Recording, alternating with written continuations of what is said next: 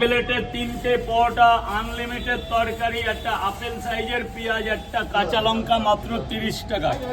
যাতে হবে না 10-এর টিকিট। সকালবেলা প্রায় শয়ে লোক এখানে কিন্তু লাইন দিয়ে রাজুদার পরোটা খায়। ঠিক তার পাশেই দেখো বাথরুমের অজস্র গন্ধ, আর এই বাথরুমের জলের পাশেই দেদার পরোটা বিক্রি করছে রাজুদা। আমি জানি না মানুষ এখানে কি করে খাবার দাবার খেতে পারে, আর তার সঙ্গে দুর্গন্ধ ভেসে আসছে।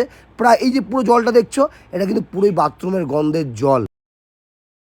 তরকারি রেডি হচ্ছে মশলা দিয়ে।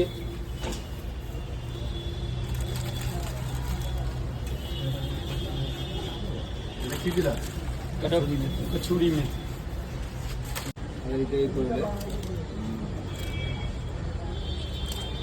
সবজি মশলা, সবজি মশলা চলে গেল।